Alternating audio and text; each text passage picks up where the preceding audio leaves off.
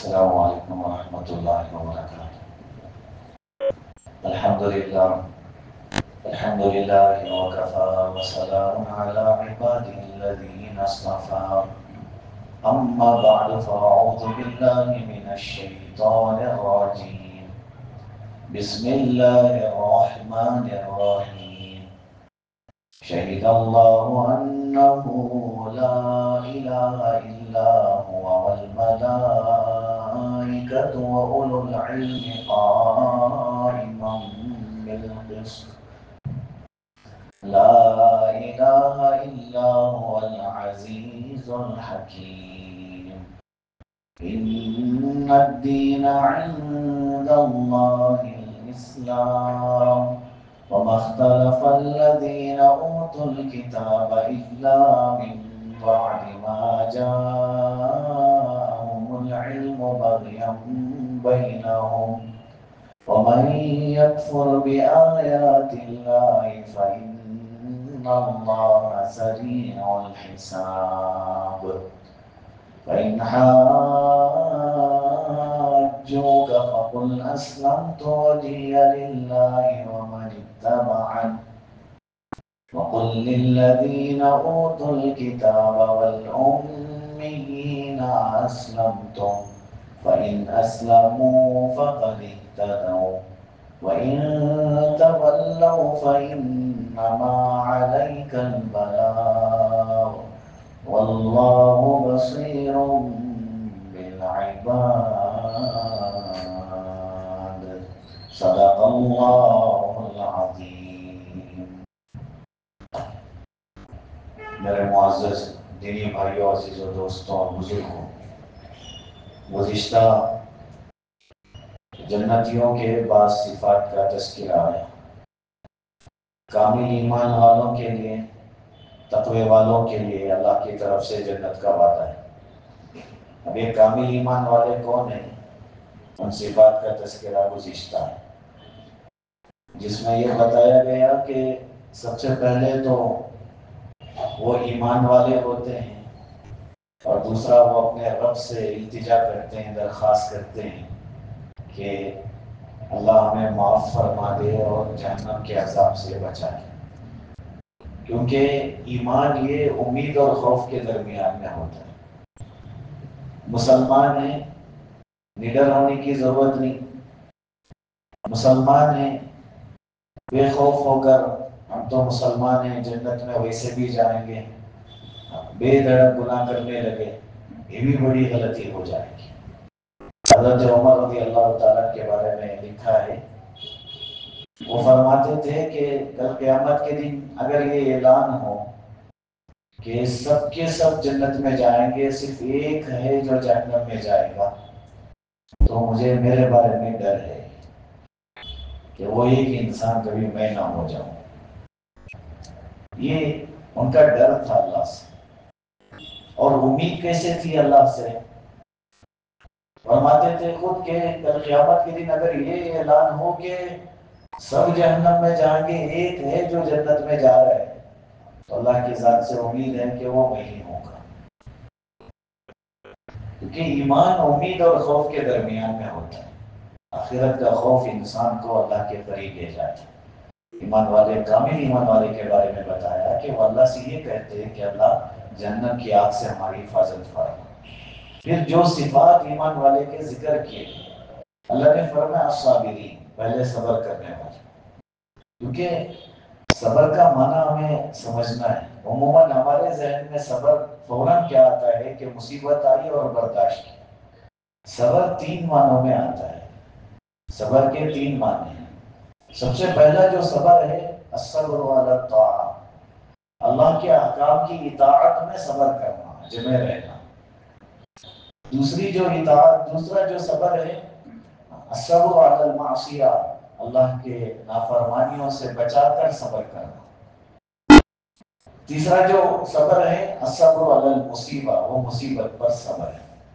یہ تینوں صبر، اور اس پر اللہ کے بڑے وعدے ہیں۔ اللہ تعالیٰ جو انسان صبر کرتا ہے اسے ظاہری اور باطنی دونوں خوشیاں دیتے ہیں۔ اور آخرت کے بارے میں بتایا کہ کل قیامت کے دن بغیر حساب کتاب کے کے جنت میں جانے والا مجمع وہ ہوگا جو صبر کرنے والا ہوگا، جن میں برداشت ہوگا وہ۔ اس لیے کتابوں میں علامہ زاوی رحمۃ اللہ علیہ نے القواعد میں یہ واقعہ لکھا ہے کہ ایک عورت طواف کر رہی تھی اور بڑی خوش و خرم تھی، بڑی تازگی چہرے پہ اور بڑی خوشبی نظر آ رہی تھی۔ ایک دوسری عورت نے دیکھا تو اسے دیکھ کر حیرانی ہوئی کہ واقعی کتنی خوشی ہے اس کے چہرے پر، آخر خوشی کا راز کیا ہوگا، پوچھنا چاہیے۔ قریب میں جا کے بات کی، سلام کیا، پھر کہا آپ کے چہرے میں مجھے بڑی خوشی نظر آ رہی ہے، اس خوشی کا راز کیا ہے؟ کیا آپ کو کوئی تکلیف نہیں ہے؟ کیا ایسی کوئی مصیبت جو آپ کے سامنے ہو جس کی وجہ سے آپ کو تکلیف کا سامنا کرنا پڑا ہو؟ اس عورت نے کہا کہ نہیں، تکلیف تو بہت آئی۔ پھر اپنی زندگی کا قصہ سنایا کہ قریب میں جو عید گزری اس میں میرے شوہر نے چاقو تیز کیا تھا جانور ذبح کرنے کے لیے، پھر اس نے جانور ذبح کیا عید کے دن۔ میرے دو بچے ہیں، ان میں سے بڑے بیٹے نے میرے چھوٹے بیٹے کو یہ دکھانے کے لیے کہ ابو نے جانور کیسا ذبح کیا، میرے چھوٹے بچے کے گلے پہ اس نے چوری چلا دی۔ میرا بچہ تڑپ تڑپ کے مر گیا، بڑا بچہ ڈر کے چھپ گیا۔ ہم اسے تلاش کرنے کے لیے نکلے، اتفاق سے وہ ہمیں وہاں ملا جہاں ہم اپنے گھر کی لکڑیاں جمع کر کے رکھتے تھے۔ وہ چھپنے کے لیے وہاں جا کے کھڑا ہو گیا اور اسے سانپ نے ڈس دیا، میرا بچہ بھی مر گیا۔ میرے شوہر یہ صدمہ برداشت نہیں کر سکے، ان کو دل میں ایسی تکلیف ہوئی، وہ بھی دنیا سے چلے گئے۔ میرے گھر سے ایک ہی وقت میں 3 جنازے نکلے۔ علامہ زاہبی لکھتے ہیں اس تکلیف پر صبر کر کے میں یہاں اللہ کے سامنے آئی ہوں اور اللہ کے سامنے اس گھر کا طواف کر رہی ہوں۔ تو وہ جو عورت جو قصہ سن رہی تھی، آنکھوں میں آنسو جاری ہو گئے کہ اللہ، جسے میں نے سب سے خوش دیکھا، اس عورت کے دل میں اتنی تکلیف ہے اور چہرے پہ اتنی خوبصورتی اور ہنسی ہے۔ اس نے پوچھا آخر کیسے؟ پھر اس نے کہا کہ واقعی جو صبر کرتا ہے نا، اللہ اس کے چہرے پر بھی خوشی دیتے ہیں اور اللہ آخرت میں بھی اسے خوشی دیتے ہیں۔ ظاہری اور باطنی دونوں خوشی اللہ تعالیٰ اسے نصیب کرے گی۔ آخرت میں جو خوشی ہے نا، بغیر حساب کتاب کے جنت میں جانے کی، یہ بہت بڑی چیز ہے۔ اس لیے حالات آ رہے تو برداشت کرنی چاہیے۔ اللہ نے جنتیوں کے صفات بیان کرتے ہوئے بتایا کامل ایمان والے وہ ہوں گے جن میں صبر ہوگا، اور آگے بتایا والصادقین، دوسری جو صفت بتائی وہ سچے ہیں۔ میں مختصر عرض کر رہا ہوں، رسول اللہ صلی اللہ علیہ وسلم سے صحابہ نے پوچھا تھا اللہ کے رسول کیا آپ کے امتی میں بزدلی ہو سکتی ہے؟ کیا وہ جہاد میں جانے سے ڈر رہا ہو، کیا یہ صفت آ سکتی ہے؟ رسول اللہ صلی اللہ علیہ وسلم نے فرمایا ہاں ہو سکتی ہے۔ اللہ کے رسول سے پھر صحابہ نے پوچھا اللہ کے رسول کنجوسی، مال خرچ کرنے میں اس کا دل ڈر رہا ہو، کنجوسی کر رہا ہو، کیا ایمان والے میں یہ صفت آ سکتی ہے؟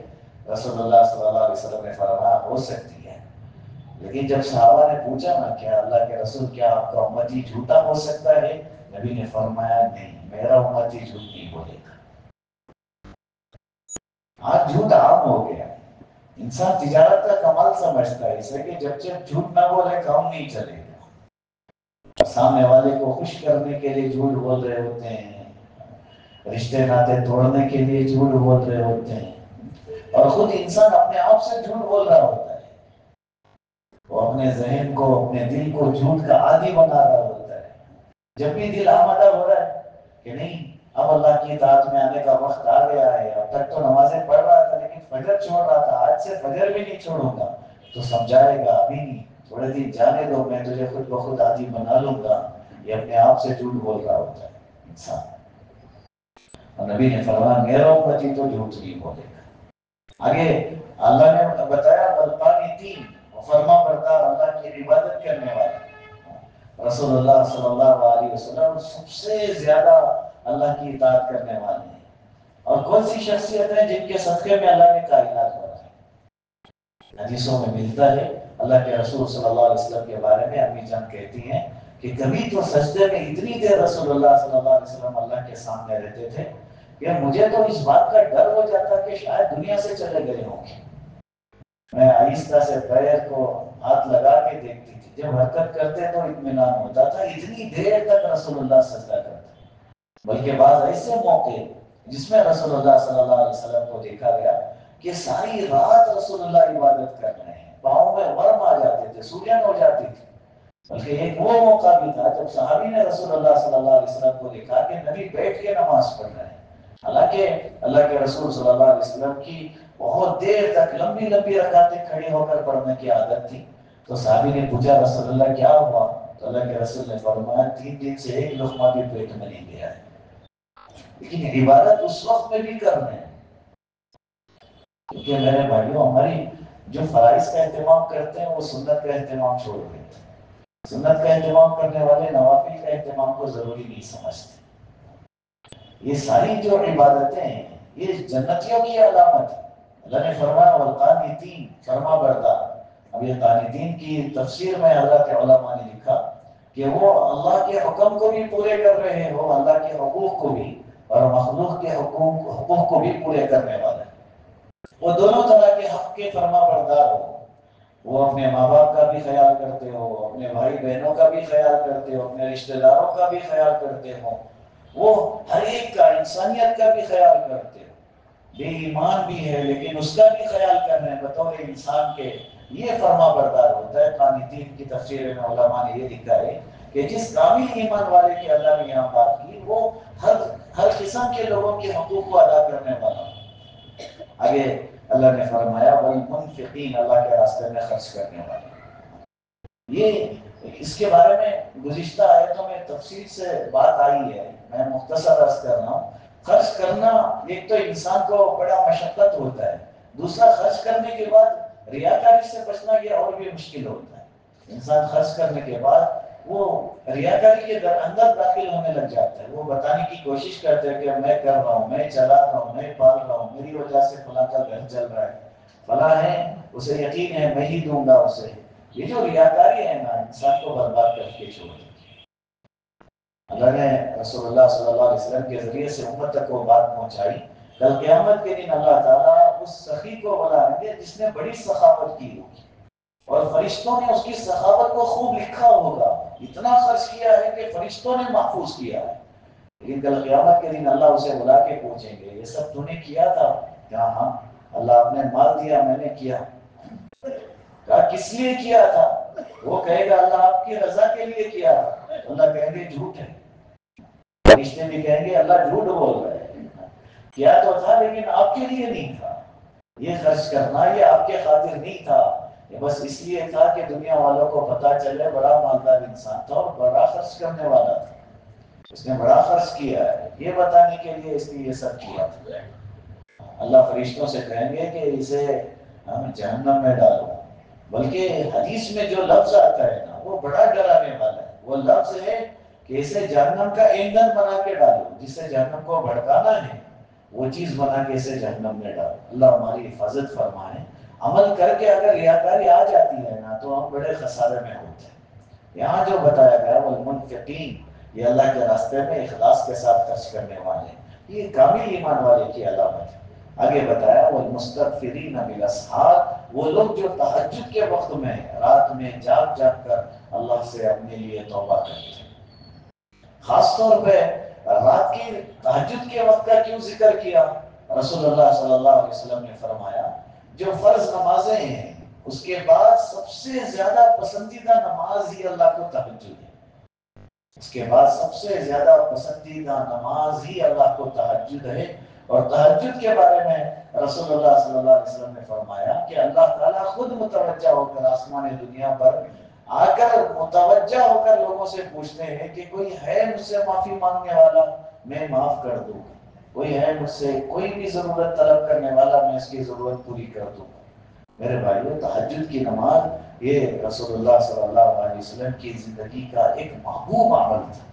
اللہ کے رسول صلی اللہ علیہ وسلم اتنی دیر تہجد میں کھڑے ہوتے تھے، علماء نے لکھا ہے کہ بعض مرتبہ بعض صحابہ رسول اللہ کے ساتھ کھڑے ہو گئے تو برداشت نہیں کر سکے، بے ہوش ہو کے گر جاتے تھے۔ اتنی لمبی لمبی دیر تک رسول اللہ صلی اللہ علیہ وسلم نے نماز پڑھی ہے۔ بلکہ اللہ کے رسول صلی اللہ علیہ وسلم کے بارے میں آتا ہے کہ فجر کی اذان کے بعد حضرت بلال رضی اللہ تعالیٰ جا کر دیکھ کر اللہ کے رسول سے کہتے تھے کہ رسول اللہ آپ تو ساری رات اللہ کی عبادت کر کے گزار چکے ہیں، سحری کا جو وقت ہوتا ہے تہجد کا، یہ اللہ سے بالکل قریب ہو کر بات کرنے کا وقت ہوتا ہے۔ یہ عمل انسان کی جس انسان کی زندگی میں یہ عمل آ جائے گا، علماء نے لکھا ہے، اکابر نے لکھا ہے کہ جو تہجد کا پابند ہو جائے گا، جب تک وہ اللہ کا ولی نہیں بن جاتا اللہ اسے دنیا سے نہیں اٹھاتے۔ اللہ سے ولی بننے کا سب سے آسان راستہ تہجد والا عمل ہے۔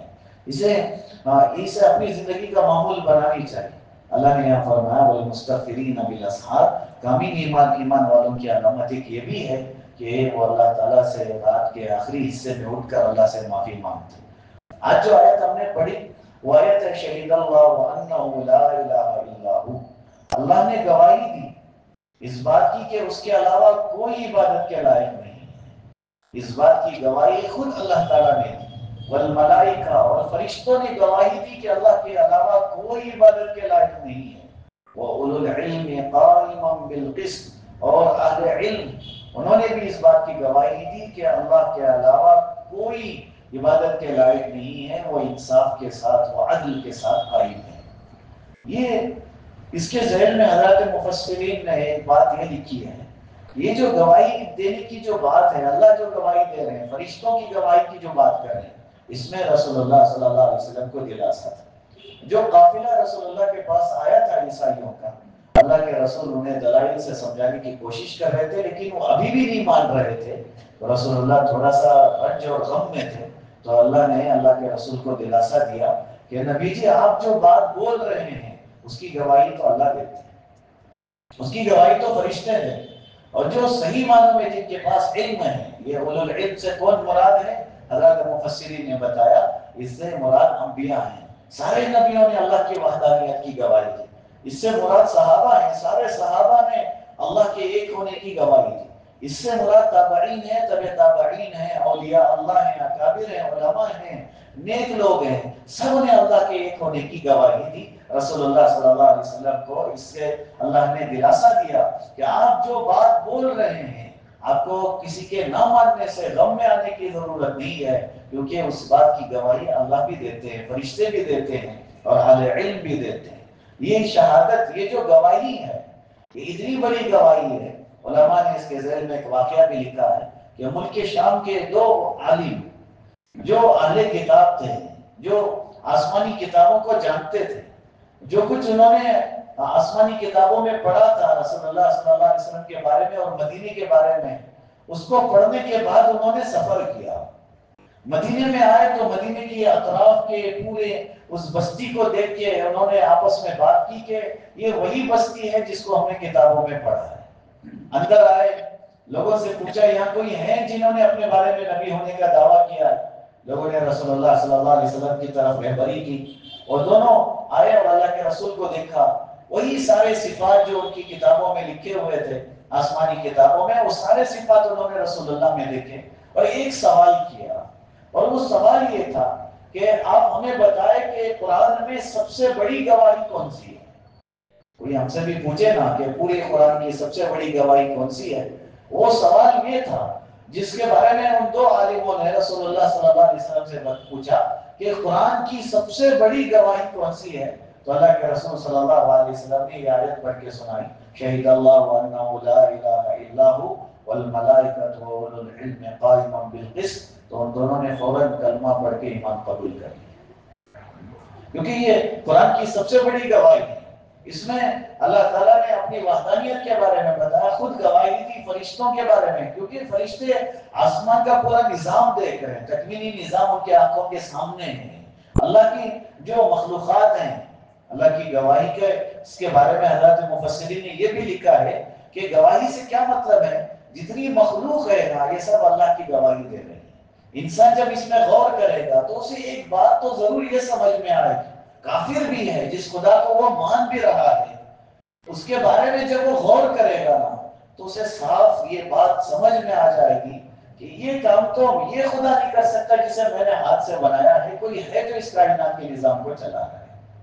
کوئی ہے جو اس دنیا کے نظام کو چلا رہا ہے؟ ساری مخلوق اللہ کی وحدانیت کی گواہی دے رہی ہے، فرشتے بھی گواہی دے رہے ہیں، اہل علم سارے نبیوں نے، صحابہ نے، تابعین نے، تبع تابعین نے، اولیاء اللہ نے، سب نے اللہ کی وحدانیت کی گواہی دی۔ اور آگے اللہ خود کہتے ہیں لا الہ الا ہو، کہ اس کے سوا کوئی معبود نہیں، کوئی عبادت کے لائق نہیں، اور وہ جو اللہ ہے العزیز الحکیم، وہ زبردست حکمت والے ہیں، وہ اللہ تعالیٰ زبردست حکمت والے ہیں۔ جو نہیں مان رہے ہیں، اللہ تعالیٰ اس بات کی قدرت رکھتے ہیں کہ ان کی گرفت کر لیں، لیکن اگر ان کو ابھی کیوں نہیں پکڑا جا رہا ہے، اللہ کی حکمت بھی غالب ہے، اللہ تعالیٰ ان کو ڈھیل دے رہے ہیں یا موقع دے رہے ہیں ایمان میں آنے کا۔ یہ ساری چیزیں اللہ کے علم میں ہیں، اس لیے اللہ تعالیٰ کے بارے میں یہ صفت بیان کی اللہ نے کہ العزیز الحکیم، اللہ تعالیٰ زبردست حکمت والے ہیں۔ آگے اللہ نے آیت میں فرمایا ان الدین عند اللہ الاسلام، اللہ کے نزدیک صرف اسلام ہی قابل قبول ہے۔ یہ بات بڑی سمجھنے کی ہے۔ یہاں بتایا جا رہا ہے کہ دین جو ہے اللہ کے نزدیک جو ہے وہ صرف اسلام ہی دین ہے، اسلام ہی قابل قبول ہے۔ اب یہ دین کا لفظ کیا ہے؟ کیا پہلے نبی جس مذہب پر تھے وہ کون سا مذہب تھا؟ کیونکہ اللہ کے نزدیک جو قابل قبول مذہب ہے وہ اسلام ہے۔ الحمدللہ ہم سب مسلمان ہیں، اللہ نے اسلام دیا ہمیں۔ پہلے نبی کس مذہب پر تھے؟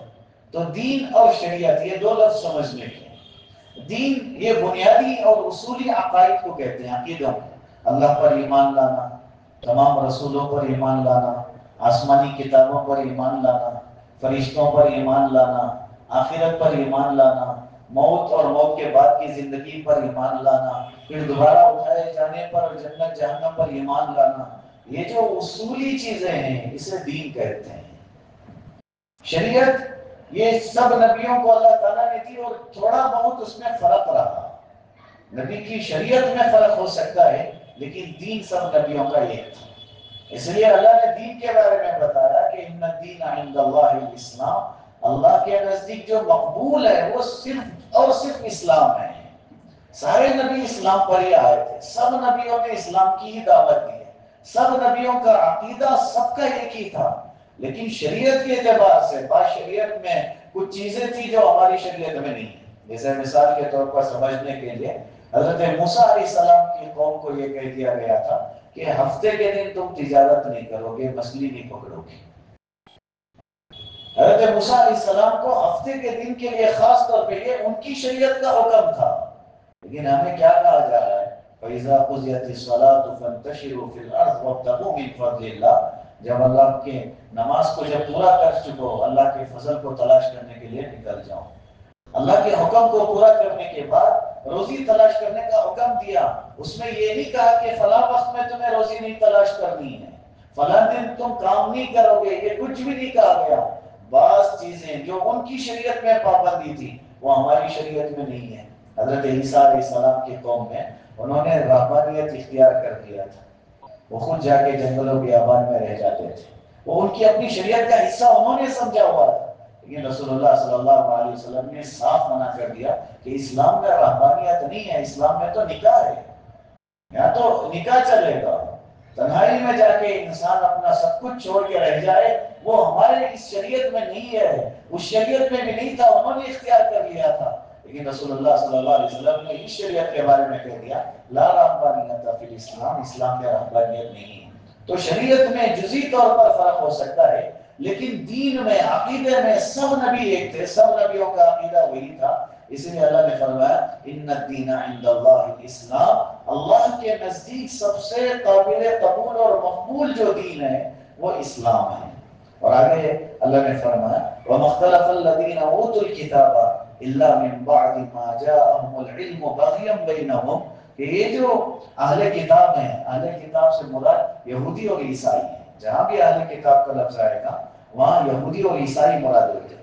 یہ جو یہود اور عیسائی ہیں ان کے پاس قرآن اور رسول اللہ صلی اللہ علیہ وسلم کی شریعت آنے کے باوجود بھی جو علم تھا، وہ آنے کے باوجود بھی جو انہوں نے اختلاف کیا ہے، کیا وجہ سے انہوں نے اختلاف کیا؟ اللہ کہتے ہیں بغیم بینہم، یہ آپس میں حسد کی وجہ سے، ضد کی وجہ سے تھا۔ ہمیں پہلے بھی یہ بات بتائی جا چکی ہے کہ کہ اللہ کے رسول صلی اللہ علیہ وسلم کے آنے سے پہلے کافر، عیسائی، یہودی سب دعا کرتے تھے اور رسول اللہ کے واسطے سے دعا کرتے تھے کہ وہ جو نبی، آخری نبی آنے والے ہیں، ان کی اتباع میں ہمیں توفیق، ہمیں ان کی اتباع کی توفیق نصیب فرما، اور اللہ سے یہ کہتے تھے ان کے صدقے میں ہماری دعاؤں کو قبول فرما، سب کچھ مانگتے تھے۔ لیکن جب رسول اللہ صلی اللہ علیہ وسلم آ کر اللہ کے رسول نے اعلان نبوت کیا تو جاننے کے باوجود بھی انہوں نے انکار کر دیا۔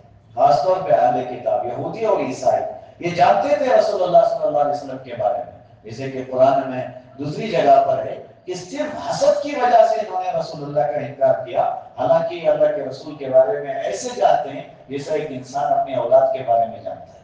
الذین آتیناہم الکتاب یعرفونہ کما یعرفون ابناءہم، اللہ نے قرآن میں فرمایا یہ نبی کو ایسے جانتے ہیں جیسے آدمی اپنی اولاد کو جانتا ہے۔ کون سا باپ ہے جو اپنی اولاد کو جانتا نہ ہو، پہچانتا نہ ہو؟ اتنا قریب سے جاننے کے باوجود بھی انہوں نے انکار کر دیا، صرف اس لیے کیونکہ ہمیں ان کے تابع بن کر چلنا پڑے گا، یہ ہمارے تحفے تحائف اور ہمارا مقام گھٹ جائے گا۔ اس لیے بنی اسرائیل کی اس قوم نے، یہودیوں نے اور عیسائیوں نے رسول اللہ صلی اللہ علیہ وسلم کو ماننے سے انکار کر دیا۔ اللہ نے اسی کو بتایا کہ جب دلیل ان کے پاس پہنچ چکی تھی، اس سب کو جانتے بھی تھے کہ یہ سارا حق ہے، اس کے باوجود بھی انہوں نے رسول اللہ صلی اللہ علیہ وسلم سے اور دین سے اختلاف کیا۔ اس کی وجہ یہی تھی کہ صرف ضد تھا اور حسد تھا، ان کے دل میں بغض تھا، محض اس کی وجہ سے انہوں نے رسول اللہ سے اختلاف کیا۔ آگے اللہ نے ضابطہ سنایا، وَمَن يَكْفُرْ بِآيَاتِ اللَّهِ، جو اللہ کی آیتوں کا انکار کرتے ہیں، جنہوں نے بھی اللہ کی آیتوں کا انکار کیا ہے، یہ نہ سمجھے کہ وہ چھوڑ دیے جائیں گے۔ اللہ کہتے ہیں فَإِنَّ اللَّهَ سَرِيعُ الْحِسَابِ، ان کو بہت جلد حساب لیا جائے گا۔ اللہ نے ان کو اس بات سے ڈرایا، اللہ نے کہ جو تم جاننے کے باوجود بھی انکار کر رہے ہو، یہ مت سمجھنا کہ تمہارا یہ جھوٹ ہمیشہ ایسے ہی رہ جائے گا، تمہاری پکڑ ہوگی اور بہت جلد اللہ حساب لینے والے ہیں۔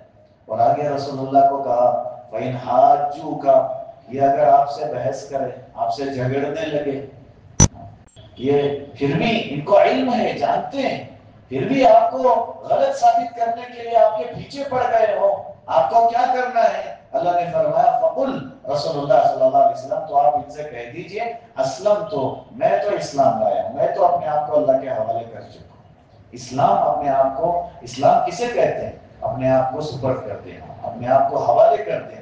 اللہ کے رسول سے یہی کہا گیا فقل، رسول اللہ اگر یہ آپ سے اختلاف کرنے کے لیے آ رہے تو بس آپ یہ کہو اسلم، تو میں نے اپنے آپ کو اللہ کے حوالے کر دیا، وجہی للہ، اور میں نے اپنا رخ اللہ کی طرف کر لیا ہے۔ وَمَنِ اتَّبَعَ، صرف وہی نہیں، جو بھی میری اتباع کرنے والے ہیں انہوں نے اپنا رخ اللہ کی طرف کر لیا ہے۔ پھر آگے ان سے پھر یہ کہو وقل، اور رسول اللہ صلی اللہ علیہ وسلم ان سے کہہ دیجئے جو اہل کتاب ہے، یعنی جو عیسائی اور یہودی ہیں، والامیین، اور جو ان پڑھ ہیں، اس سے عرب کے مشرکین مراد ہیں۔ اہل کتاب سے یہود اور نصارہ، اور امیین سے یہ عرب کے مشرکین مراد ہیں۔ اللہ کے رسول سے کہا گیا آپ ان سے کہو اسلم تم، کیا تم بھی اسلام لاتے ہو؟ ان کے سامنے اسلام پیش کرو، کیا تم بھی مسلمان ہو جاؤ گے؟ فَإِنْ أَسْلَمُوا، اگر وہ اسلام لے آئے، فَقَدْ اهْتَدَوْا، تو پھر وہ ہدایت پانے والے ہو جائیں گے، وہ ہدایت پر آنے والے ہو جائیں گے۔ وَإِنْ تَوَلَّوْا، لیکن اگر وہ روگردانی کرتے ہیں، ماننے سے انکار کر رہے ہیں، اللہ کے رسول کو دلاسا دیا فَإِنَّمَا عَلَيْكَ الْبَلَاغُ، آپ کے ذمہ تو صرف پہنچانا ہے۔ نبی جی آپ کے ذمہ بات پہنچانا تھا، حق کو پہنچانا تھا، وہ آپ نے کر دیا ہے۔ آپ کے ذمہ اتنا ہی، اگر وہ نہیں مان رہے ہیں، اس میں آپ کی نہیں، یہ ان کی غلطی ہے۔ واللہ بصیر بالعباد، اللہ تعالیٰ بہت اچھے سے اپنے بندوں کو دیکھ رہے ہیں۔ اس آیت میں رسول اللہ کو دلاسا بھی دیا گیا، اللہ کے رسول کے سامنے یہ بات رکھی گئی، کیونکہ رسول اللہ کے بارے میں کتابوں میں ملتا ہے رسول اللہ صلی اللہ علیہ وسلم کو اپنی امت کا غم بڑا ستاتا تھا۔ جو بے ایمان ہیں ان کے بارے میں بھی رسول اللہ بڑے روتے تھے، اس لیے کتابوں میں یہاں تک ملتا ہے، مورخین نے لکھا ہے کہ بدر کے موقع پر بھی یا دوسرے غزوات کے موقع پر بھی سامنے جو دشمن تھے جنہوں نے رسول اللہ کو ختم کرنے کے ارادے سے میدان میں اترے تھے، اللہ کے رسول ان کے لیے بھی دعا کرتے تھے کہ اللہ انہیں ہدایت نصیب فرما، یہ مجھے جانتے نہیں ہیں۔ جو رسول اللہ کو جتنی تکلیف پہنچاتا تھا، اللہ کے رسول اس کی ہدایت کے بارے میں اتنا ہی رو رہے تھے۔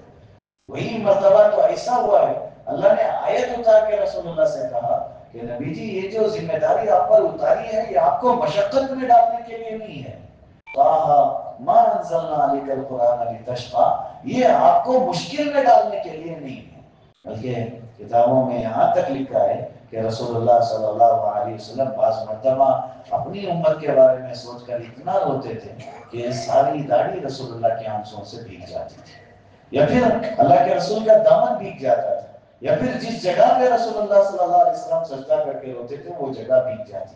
یہ امت کا درد تھا جو رسول اللہ کو رلاتا تھا۔ آگے بڑھ کے ایک قدم آگے بڑھ کے، یہ تو کافروں کے لیے بھی اللہ کے رسول نے رویا، امت کے گنہگاروں کے لیے بھی رسول اللہ رویا کرتے تھے۔ یہ نبی کی امت سے محبت تھی۔ کتابوں میں یہ واقعہ لکھا ہوا ہے کہ ایک مرتبہ رسول اللہ صلی اللہ علیہ وسلم اتنے غم میں تھے کہ اپنے حجرے سے نکلتے تھے، نماز پڑھتے تھے، پڑھاتے تھے اور واپس سیدھے اپنے حجرے میں چلے جاتے، نہ کھا رہے نہ پی رہے نہ کسی سے بات کر رہے۔ ازواج مطہرات بھی پریشان تھی، صحابہ پریشان تھے کہ کیا ہو گیا، ہم سے کچھ غلطی تو نہیں ہو گئی، رسول اللہ اتنے درد میں ہیں اور رونے کے آثار آنکھوں میں نظر آ رہے ہیں کہ اللہ کے رسول بڑے دکھ میں ہیں۔ 3 دن گزر گئے، اللہ کے رسول کسی سے بات نہیں کر رہے، صحابہ جمع ہو گئے، کچھ تو کرنا ہوگا۔ حضرت ابوبکر صدیق رضی اللہ عنہ کو بلایا، کہا ابوبکر تم جاؤ اللہ کے رسول سے بات کرو، آخر وجہ کیا ہے؟ حضرت ابوبکر صدیق رضی اللہ تعالیٰ نے دروازے پہ کھڑے ہو کے سلام کیا، سلام کا جواب ملا، کہنے لگے اللہ کے رسول آپ کا غلام ابوبکر آیا ہے، اجازت ہو تو اندر آ جائے۔ خاموش ہو گئے، رسول اللہ نے جواب نہیں دی۔ حضرت ابوبکر سمجھ گئے کہ آج سے پہلے کبھی ایسا نہیں ہوا کہ میں رسول اللہ کے دروازے پہ آیا ہوں اور رسول اللہ نے مجھے واپس بھیجا ہو، آج پہلی مرتبہ رسول اللہ مجھے واپس بھیجنا چاہ رہے ہیں، روتے ہوئے واپس آئے۔ صحابہ سے کہنے لگے کہ یہ پہلا موقع ہے، مجھے نبی نے اندر لینا نہیں چاہا، کوئی بڑی بات ہے۔ لوگوں نے کہا عمر کو بھیجو۔ حضرت عمر رضی اللہ تعالیٰ گئے، جا کر حضرت عمر نے دستک دی، اجازت چاہی، اجازت نہیں ملی تو وہ بھی آ گئے اور رو رہے تھے۔ لوگوں نے کہا کہ آپ عثمان کو بھیجو۔ حضرت عثمان نے کہا کہ ان دونوں نے تو برداشت کر لیا ہے، لیکن نبی اگر مجھے دروازہ نہ کھولے تو میں برداشت نہیں کر سکوں گا۔ بڑے نرم مزاج بھی تھے، اور اللہ کے رسول کے بارے میں آتا ہے کہ جب حضرت عثمان رضی اللہ تعالیٰ رسول اللہ کے پاس آتے تھے تو اللہ کے رسول جس حالت میں ہوتے تھے اس حالت سے تھوڑا سا الگ انداز میں رسول اللہ بیٹھ جایا کرتے تھے۔ حضرت عثمان رضی اللہ تعالیٰ جب بھی آتے تھے، لیکن حضرت عثمان نے فرمایا میں اگر گیا اور دروازہ نہیں کھولا تو مجھ سے برداشت کرنے کی طاقت نہیں ہے، علی کو بھیجو۔ حضرت علی رضی اللہ تعالیٰ نے کہا کہ سلمان کو بھیجو۔ یہ سلمان فارسی رضی اللہ تعالیٰ نے جن کے بارے میں رسول اللہ نے کہا کہ سلمان میرے گھر کا آدمی ہے، جب چاہے گھر میں آیا جایا کرے۔ حضرت سلمان رضی اللہ تعالیٰ کو جب کہا گیا تو انہوں نے کہا کہ کیسی بات کر رہے ہو، جو دروازہ ابوبکر عمر کے لیے نہیں کھل رہا ہے وہ میرے لیے کام کھولے گا، ایسا کرنا بہتر نہیں ہے۔ بہتر تو یہی ہے کہ فاطمہ سے کہا جائے، بیٹی ہے۔ حضرت علی رضی اللہ عنہ دوڑے ہوئے آئے اور کہا فاطمہ ماجرا یہ ہے کہ رسول اللہ بڑے دکھ میں ہے اور وجہ نہیں پتہ چل رہی ہے۔ حضرت فاطمہ رضی اللہ عنہ دروازے پہ آئے، بیٹی سے اتنی محبت کتابوں میں لکھا ہے کہ اللہ کے رسول صلی اللہ علیہ وسلم دستک دیکھ کر بولتے تھے کہ فاطمہ آئی ہے۔ جب بھی حضرت فاطمہ گھر پہ آتی تھی دستک جو دیتی تھی اس دستک کو دیکھ کر اللہ کے رسول کہتے تھے میری بیٹی آئی ہے۔ جب ازواج مطہرات میں سے کوئی دروازہ کھولنے کے لیے جاتے تو رسول اللہ کہتے نہیں تم رکو میں دروازہ کھولتا ہوں۔ یہ اللہ کے رسول کی اپنی بیٹی سے محبت تھی۔ جب حضرت فاطمہ رضی اللہ عنہا نے آ کر دروازے پہ دستک دی اور کہا کہ ابو میں آپ سے بات کرنا چاہتی ہوں، تو اللہ کے رسول صلی اللہ علیہ وسلم نے دروازہ کھولا۔ حضرت فاطمہ رضی اللہ عنہا نے دیکھا کہ واقعی بڑی تکلیف میں ہے اور بہت زیادہ رویا ہوا ہے۔ رسول اللہ صلی اللہ علیہ وسلم نے پوچھا وہ ہوا کیا؟ تب رسول اللہ صلی اللہ علیہ وسلم نے بتایا کہ جبرائیل آیا تھا اور جبرائیل نے وہ خود غم زدہ تھا۔ میں نے پوچھا جبرائیل ہوا کیا؟ تو جبرائیل نے بتایا کہ اللہ تعالیٰ نے مجھے جہنم دکھایا جس میں اللہ نے 7 طبقے بنائے ہیں، اس میں الگ الگ طبقوں میں الگ الگ قسم کے لوگوں کو ڈالنے کے لیے اللہ نے بنایا ہے۔ سب سے نیچے منافق ہوں گے، پھر کافر ہوں گے، پھر یہودی ہوں گے، پھر عیسائی ہوں گے، پھر مجوسی ہوں گے، سب طبقے ذکر کیے۔ آخر میں آ کے جبرائیل خاموش ہو گیا۔ میں نے پوچھا جبرائیل ہوا کیا؟ تو حضرت جبرائیل نے مجھ سے بتایا کہ آخری جو طبقہ ہے اوپر کا وہ آپ کی امت کے گنہگاروں کے لیے ہے۔ یہ بات نبی کو رولا رہی ہے، اور اللہ کے رسول صلی اللہ علیہ وسلم اتنا درد سے رو رہے، اپنے صحابہ سے بات نہیں کر رہے ہیں۔ ہمیں بہت زیادہ فکر مند ہونے کی ضرورت ہے، کیونکہ اتنا تو طے ہے کہ ہمارے جہنم میں جانے سے جتنی ہمیں تکلیف ہوگی، اس سے زیادہ رسول اللہ صلی اللہ علیہ وسلم کو تکلیف ہوگی، کیونکہ محبت ہی کچھ ایسی کرتے ہیں امت سے، پیار ہی کچھ ایسا ہے رسول اللہ صلی اللہ علیہ وسلم کو۔ تو اللہ کے رسول صلی اللہ علیہ وسلم نے یہ سنایا حضرت فاطمہ کو، کہ یہ بات بتائی ہے اللہ پاک نے کہ اوپر کا حصہ اللہ نے میری امت کے گنہگاروں کے لیے بنا دیا، اس لیے میں اللہ سے دعا کر رہا ہوں۔ اللہ نے آیت اتار کے تسلی دی کہ حضرت جبرائیل علیہ السلام کے ذریعے سے وَلَسَوْفَ يُعْطِيكَ رَبُّكَ فَتَرْضَىٰ، نبی جی آپ غم نہ کریں، اللہ آپ کو اتنا دے گا کل قیامت کے دن کہ آپ خوش ہو جاؤ گے۔ اور میرے نبی نے فرمایا جب تک میرا آخری امتی، میرا ایمان والا جہنم سے نہ نکل جائے، مجھے خوشی نہیں ہوگی، مجھے خوشی نہیں ہوگی۔ میرے بھائیوں، یہ چیز ہمیں فکر مند بنانے والی چیز ہے۔ ایسی بعض آیتیں ہیں قرآن میں جس میں اللہ نے رسول اللہ کو دلاسا دی، اس میں بھی رسول اللہ کو یہ کہا گیا کہ اگر وہ نہیں مان رہے ہیں تو رسول اللہ آپ نے اپنی ذمہ داری پوری کر لی ہے۔ وَإِن تَوَلَّوْا فَإِنَّمَا عَلَيْكَ الْبَلَاغُ، آپ کی ذمہ تو ہم نے صرف پہنچانے کا کام رکھا ہے، وہ تو آپ نے کر دیا ہے۔ وہ کام کرنے کے لیے آپ کتنی مرتبہ ان کے دروازے پہ گئے۔ بعض اللہ والے لکھتے ہیں جو اس امت کا فرعون ہے نا، ابو جہل، اس زمانے کے فرعون سے بھی زیادہ سخت تھا یہ۔ اللہ کے رسول صلی اللہ علیہ وسلم کے بارے میں کتابوں میں یہ بات لکھی ہوئی ہے کہ رسول اللہ صلی اللہ علیہ وسلم اس کے گھر پر 700 مرتبہ گئے تھے، ابو جہل کے دروازے پر 700 مرتبہ یہ سمجھانے کے لیے گئے تھے کہ کلمہ پڑھ لو کامیاب ہو جاؤ گے۔ یہ بات سمجھانے کے لیے اس امت کے فرعون کے دروازے پر رسول اللہ گئے ہو تو ہم اندازہ کر سکتے ہیں رسول اللہ صلی اللہ علیہ وسلم کو اس امت کا کتنا درد تھا۔ اللہ نے بتا دیا کہ آپ نے اپنی ذمہ داری پوری کر لی ہے، رہا بندوں کا مسئلہ وہ کیا کر رہے ہیں اللہ دیکھ رہے ہیں۔ اللہ بصیر بالعباد، اللہ تعالیٰ اپنے بندوں کو بڑے اچھے سے دیکھنے والے ہیں۔ اللہ سے دعا ہے اللہ تعالیٰ ہمیں عمل کی توفیق نصیب فرمائے۔ الحمدللہ رب العالمین، اللہم صلی علی سیدنا شفیعنا حبیبنا مولانا محمد وبارک وسلم۔ اللہم لا سہل الا ما جعلته سہلا وانت تجعل الحزن سہلا اذا شئت۔ اللہ ہم بڑے گناہ گار ہیں، اللہ بڑے خطا کار ہیں، مجرم و سیاکار ہیں، اللہ ہم تیرے پیارے نبی کی پیاری امت ہیں، اللہ ہم شیطان کے بہکارے میں آ کے تیری نافرمانی میں لگ گئے ہیں، اللہ ہمیں معاف فرما دے، اللہ ہمیں معاف فرما دے، اللہ تو نہیں تو پھر کون معاف کرے گا، اللہ تیرا علاوہ کوئی معاف کرنے والا نہیں ہے۔ اللہ زندگی کی بہت ساری راتیں ہم نے تیری نافرمانی میں گزار لیے ہیں، بہت سارے ایسے موقع آئے جس میں صرف لوگوں کو، زمانے کو خوش کرنے کے لیے تجھے ناراض کر دیا، اللہ ہمیں معاف فرما دے، اللہ ہمیں معاف فرما دے، اللہ ہمیں معاف فرما دے، ہمارے ظاہر اور باطن کو درست فرما، تقوی والی زندگی نصیب فرما، اللہ تجھے راضی کرنے والی زندگی نصیب فرما۔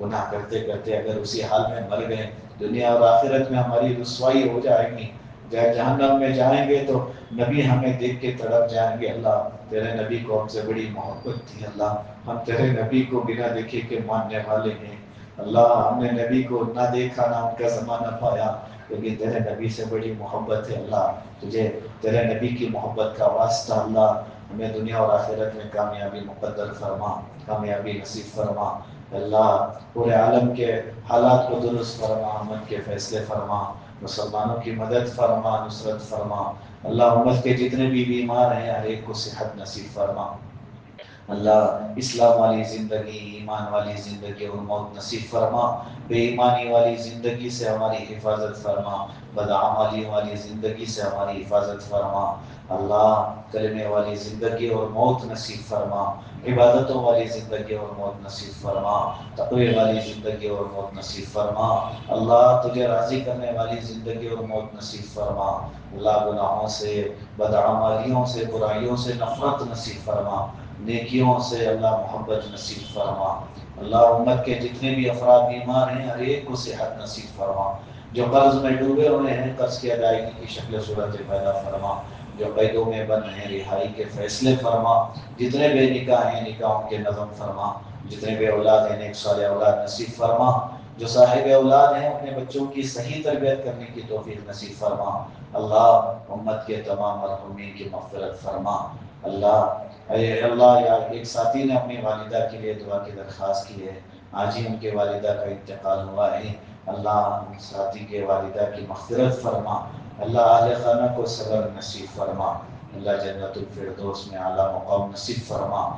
یا اللہ ہمیں ہمارے ماں باپ کی قدر کرنے کی توفیق نصیب فرما۔ رسول اللہ صلی اللہ علیہ وسلم سے سچی محبت نصیب فرما۔ اللہ یہ جو مجمع بیٹا ہے اللہ قرآن کی تڑپ اور طلب میں آ کر بیٹھتے ہیں، ہر جمعہ اللہ بڑی پیاس لے کر جمع ہوتے ہیں، اللہ قرآن کی سمجھ اور عمل نصیب فرما، فہم اور عمل نصیب فرما۔ اللہ ہماری دنیاوی و اخروی ضرورتوں کو اپنے خزانے غیب سے پوری فرما، ہماری دعاؤں کو اپنے فضل سے قبول فرما۔ جزا اللہ عنا محمد و اہلہ صلی اللہ علیہ وسلم۔ سبحان ربک رب العزة عما یصفون وسلام علی المرسلین والحمد للہ رب العالمین۔